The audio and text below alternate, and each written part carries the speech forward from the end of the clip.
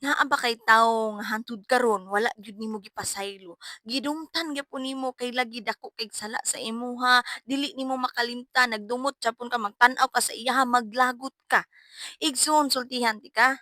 Labi nagnangalagad ka karon sa Ginoo.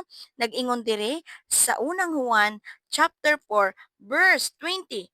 Kung may moingon, gihigugma ko ang Dios apan nagdumot di ay sa iyang isig katawo, baka kon siya.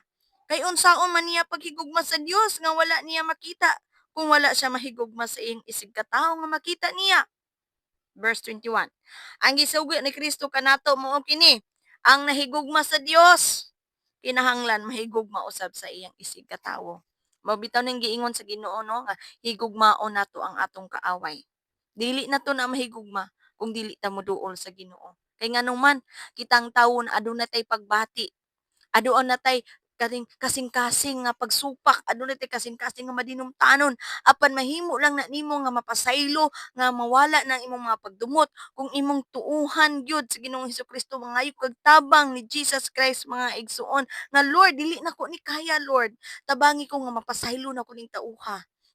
Nabangi ko nga mapasaylo na ko siya. Nabangi ko Lord nga mawala akong pagdumot sa iya ha.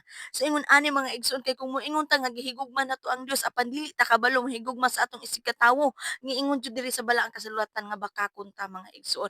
Mo nang kinahanglan nga kung unsa man na karon naa ba kay mga tawo nga gikaligut-kutan hantud karon bisag nangayo na siya sorry sa imong apan dili gyapon ka kapasaylo pasayloan na ug nangayo ba siya sorry o wala ba siya nangayog sorry pasayloan na kay nganuman labi nagnangalagad ta sa Ginoo, kinahanglan i-deny nato atong kaugalingon.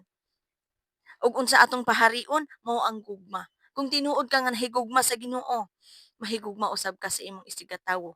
Kay unsaon man nimo paghigugma sa Ginoo nga dili nimo makita. Wa man gani nimo gihigugma ang tawo nga makita pa nimo unsa na lang ka ang Dios nga wala nato nakita. Mo nang niingon diri ang pulong sa Ginoo kung tinuod ka na higugma, higugma usab ang imong isigkatawo. Sama sa imong kaugalingon igsuon. Once nga imong gilab ang imong isig kaingon, gilab usab nimo ang imong kaugalingon. God bless us.